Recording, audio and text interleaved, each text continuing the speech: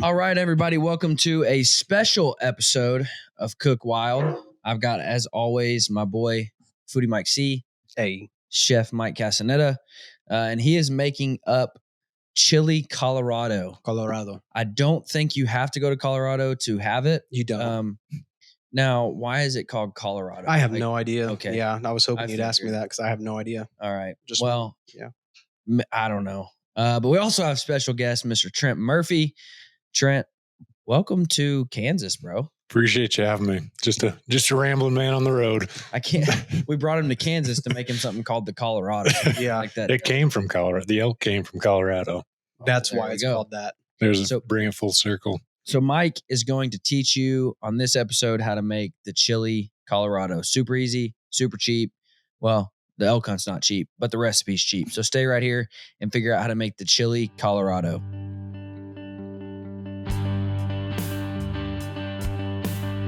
With over 90 years of innovation, Bear Archery continues pushing toward the goal of founder Fred Bear, making archery accessible for all. Fred believed the history of the bow and arrow were the history of mankind, and everyone should immerse themselves in the outdoor experience. Welcome to the Bear Archery Podcast, where the mission is simple: to hunt, grow, and inspire others.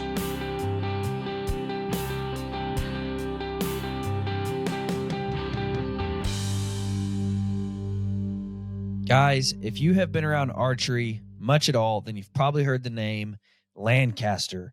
And for good reason. Lancaster Archery is well known worldwide, and they have an incredible reputation worldwide. Why? Because they're archery experts on all things archery, from bow hunting to 3D shooting, from recurves to compounds. If it's archery, they not only sell the products, but they know the products. Guys, Lancaster is your one-stop shop for all things bear archery, every compound, recurve, all the equipment.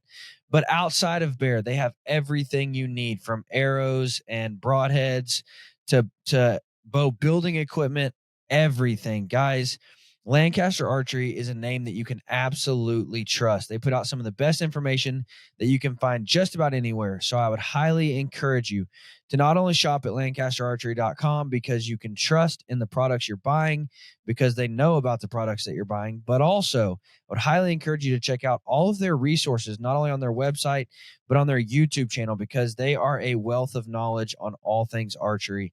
So guys, check out Lancaster Archery. They're your one-stop shop, not only for all of the equipment that you could ever possibly need that's archery related, but also all of the information that you would ever need that is archery related. LancasterArchery.com. Go check them out. All right. Before you get into the recipe, we never really share the story of the hunt on Cook Wild. However, this was like a 2-day-old kill. When did you kill this? 2 days ago, the night of 2 days ago. I don't even know what day it is, but a giant Colorado public land bull. Gorgeous bull. Tell me the story of the hunt. Yeah, it's my best bull for sure. It was best bull. It was right place, right time kind of deal, but I was on a mule deer hunt. Shot a beautiful buck, helped these guys fill their tags, had a cow tag, and didn't have a huge priority. I was like, I'm on my way to Wyoming to pick up all this bison meat. If we see a cow, great. If we don't, no big deal. Like, put meat in my family's freezer for Christmas.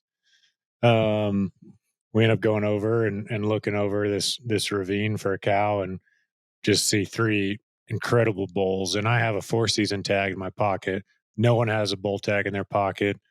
And so I'm like, man, what can we do about this? My wheels start spinning.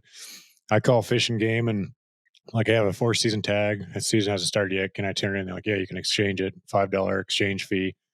So I pull out of there, drive an hour and a half to the closest Fish and Game office, exchange my 4-season tag for a 3rd-season tag. Where we had them, they were like rocky, nasty terrain. They were down at the bottom in the river in the shaded trees. They just went to bed, and we're like, I think they're going to stay down there all day. Like, there's no reason for these elk to leave this ravine midday and hike through the sun to who knows where. And so kind of put that plan together, got a tag, went back out there, glassed kind of all afternoon. The best bull stepped out kind of in the evening, and we were hoping he'd feed up, but the other bulls were nowhere to be seen. So I don't know if he was waiting for them or what. And kind of right before last legal shooting light, I worked my way down a little bit and send a Hail Mary. Everyone thought I missed, and I was like, I don't know. Like, I'll send another one. He kind of turns. I send another one. That one definitely hit him. And I just watched the film all night. And like at this point, it's dark. I'm watching the video, and I'm like, it was just a strange reaction for this bull to like eat this 245 grain bullet and not like just basically hunch his back, shake his head, and slowly walk off. And I was like, man, I've seen this bullet flip animals over backwards. And I kind of rewatched a bunch. I'm like, oh, that hit him perfect. I didn't change elevation on the second shot. Second shot hit him right where I was aiming. I was like, the first shot smoked him. I know it. And so I go back out there in the morning and hike down, and it got down below 20 that night. So I wasn't too concerned about the meat, and they didn't really feel comfortable with me walking down there by myself that night because it was pretty nasty terrain. Well, I mean, you could go bear hunting with a stick, so I don't know why they cared. Yeah, I would have gone down there that literally night. Bigger than the bear. I mean, it is what it is. Lord. And good on you for doing the right thing and getting everything exchanged the way you need to. If it would have been my buddy's dad, he just would have poached it and it would have been over. It would have been easy to do for sure. It would have been easy to do. For those of you that don't know what Mike's talking about, like literally 3 minutes into the last episode, this guy comes on. He's like, my dad wasn't a great hunter. Fantastic poacher, though. Heck of a poacher. And I'm like, okay, good. If you're feeding your family, it is what it is, I guess. But yeah, sure. So these guys, they're not super confident. I'm like, this bull is dead. He's dead right there. I know it. I walk down there in the morning, kind of inch my way down in case his two buddies come up feeding and give me a little indication that he's not with them. And they never come up. So I work my way down right at first light and find blood right where he was standing. I'm like, dude, he's toast. I know it. I walk 5 feet, kind of where he disappeared, and could see him laying there 20 yards from where I shot him. Nice. And so I was just ecstatic. I just sat down, threw my head back, said a blessing, gave thanks, and then went to work. And he was, the biggest body bull.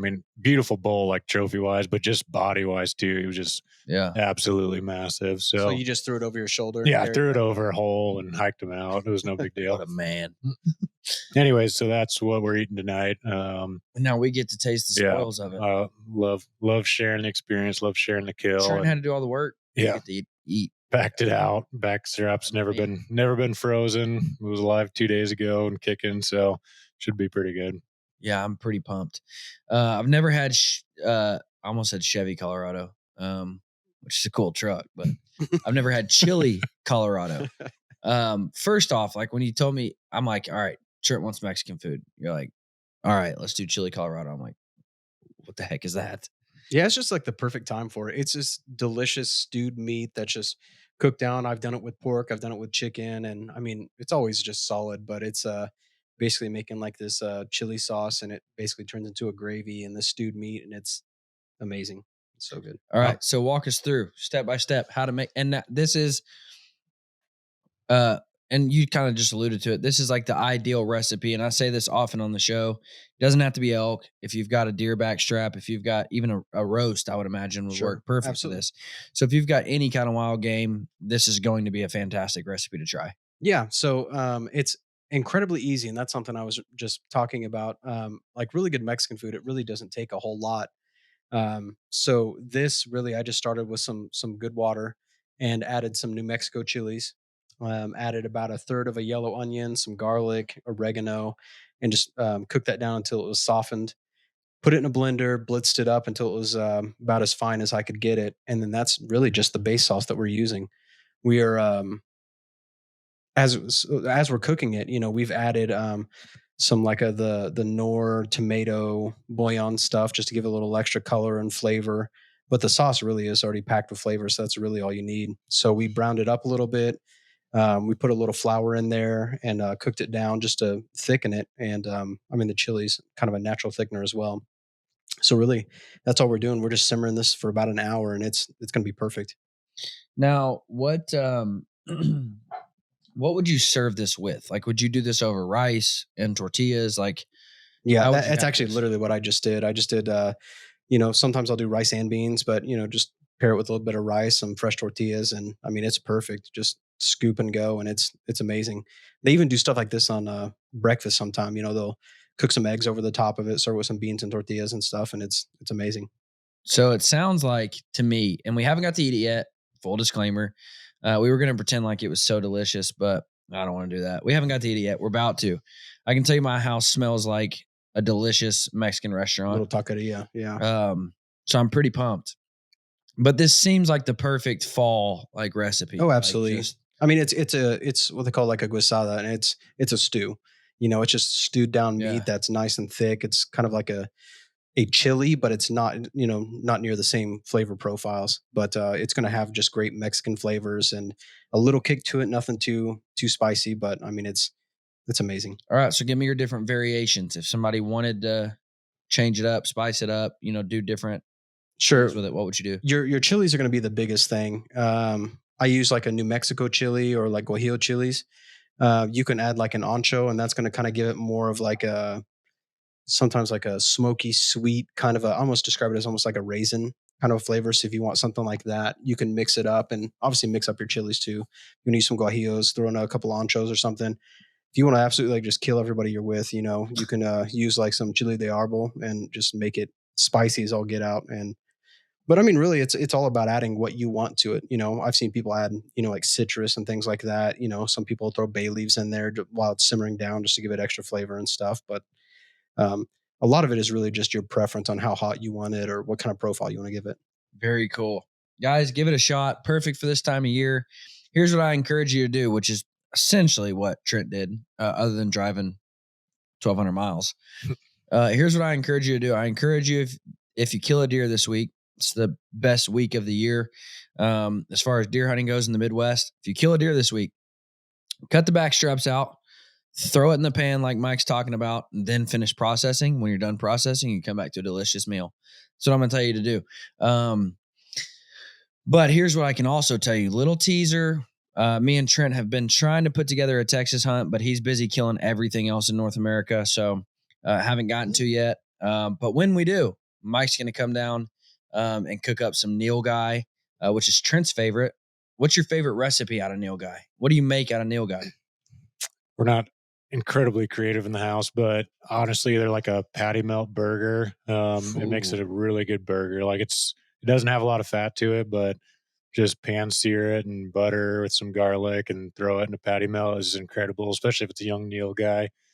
It's also just like one of my favorite steaks in a cast iron. So those are kind of our two go-tos. There's a place in Bernie, Texas. It's like known for their German sausage and chorizo. And so I usually will drop the front shoulders off and turn it into basically 2 years worth of chorizo. Everybody that asked me my favorite recipe Mike's ever made, it was we had elk chorizo, and he made like breakfast burritos out of elk chorizo. Yeah, I love that. Can't beat that. Lord. Can't beat that. God. All right, so we got to go kill Neil Guy and make chorizo out of it. There you go. Perfect. We'll do it. Perfect. Something tells me every recipe you ever make in the midst of Trent's going to be Mexican. Well, I'll make it so, which man. is fine. Just an Arizona boy at heart. Dude, I'm so well versed in different cultures, but I can't tell you how much I come back to barbecue because I was a food writer for barbecue for a long time, and then Mexican food because it's, you know, my heritage. Because you're Mexican. Because I'm brown. So Trent, I got to share the story. So one time we were working, me and Mike. That's how me and Mike really grew close. We worked at the appraiser's office together, going around appraising buildings, and we were out doing some work. And no, I know what you're. we meet this guy, and it's downtown, small town Kansas, and we meet this guy, and we're just talking and kind of telling who Mike is. And like, we start sharing about Mike, and he said, "Oh, so what kind of Mexican food do you make?" And just. And he's like, "Oh, I meant like, what kind of food you make?" And I was like, "Bro, like bad luck." I'm like, he does make some good tacos, though. That's all I can say. You had to go there first, though. Yeah. So, guys, stay tuned for Texas Neil Guy, and we're just gonna cook over an open fire and have a phenomenal week of killing stuff and eating good. But guys, thank you for listening. Go out and try the Chili Colorado. I can promise you it'll be worth it. Anything you kill this fall, try it with it. But go out and give it a shot. Super easy, super simple, and incredibly cost effective. Sure. So go try it. Give it a shot. Perfect fall recipe for your wild game. Guys, it is not often that a product comes around that is just a game changer. I introduce you to the paper tuner from papertuner.com. This is a game-changing paper tuner design that is designed from the ceiling down to help you tune your compound, your recurve, your longbows. Best news of all, it's going to take up 0 floor space, and it only costs $75. This is engineered so it's easy to use, very quick to set up and take down with magnetic quick disconnects. It takes you a couple seconds to hang it up, to shoot through your paper, and then take it back down and hang it back on the wall, taking up 0 room in your garage, your shop, your basement, wherever you're tuning bows. There's no bulky equipment. It's easy to use. It's fast to use. It's going to cost you $75, and everything that you need to hang it and use it is going to be in one box. It took me about 5 minutes to hang this initially, and then it takes a couple seconds to put it up and take it down anytime I want to shoot through paper. Guys, if you do any kind of work on your bows, or if you just want to ensure that your bows are shooting as good as they possibly can, I would highly, highly encourage you to get a paper tuner from papertuner.com. It's the best design I have ever seen for a paper tuner. So I would highly encourage you, papertuner.com. Go pick one up. Very easy to set up, very easy to use, 0 floor space, very quick, very effective. And one of the coolest parts, in my opinion, all around the frame of the paper tuner, it's got what you need to see to know how to move your rest or how to tune your bow in order to take out the tears that you are getting. Guys, go check out papertuner.com. It's a phenomenal design. It's going to change the way you paper tune your bows. Papertuner.com. Get yourself a paper tuner. Thanks for listening. You guys have a great week.